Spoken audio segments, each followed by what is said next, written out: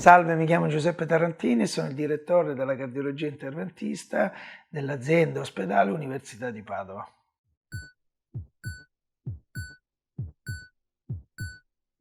Volevo condividere una notizia importante che è comparsa. Sapete che è invalso ormai l'utilizzo dell'intelligenza artificiale, no? Quindi ChatGPT è uno dei software maggiormente utilizzati. La cosa interessante è che è stata condotta un'indagine a Roma e è stato interrogato quali sono le cardiologie interventistiche e gli operatori più prominenti in Italia negli ultimi anni relativamente a queste tematiche cardiache, cioè di interventi cardiaci con minimo accesso. Bene, noi siamo risultati, in particolare un piccolo onore il sottoscritto, per me stesso, ogni tanto ci vuole, terzo posto all'interno dei primi 3 posti in Italia per quanto riguarda le cardiopatie strutturali, cioè tutte le valvole, difetti congeniti, eccetera, e entro i primi 5 posti per quanto riguarda tutta l'interventistica coronarica. Tenete presente che ci sono 277 laboratori di emodinamica, quindi essere tra i primi 3-5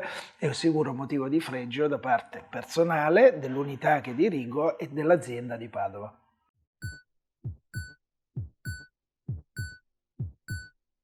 L'unità che ho l'onore di dirigere è composta da circa 6 medici, abbiamo 15 infermieri, abbiamo 6 tecnici, poi ci sono anche diversi altri collaboratori e in più c'è poi tutti i fellow italiani e dell'estero, abbiamo avuto giapponesi, diciamo molte nazionalità, appunto perché la nostra struttura ha anche un importante numero di pubblicazioni annuali, circa 40 all'anno, che questo ha consentito, faccio un esempio, questo è importante dirlo, alcuni fellow che sono stati da noi in Giappone e CE sono primari adesso in Giappone, quindi sono sempre molto motivi di orgoglio.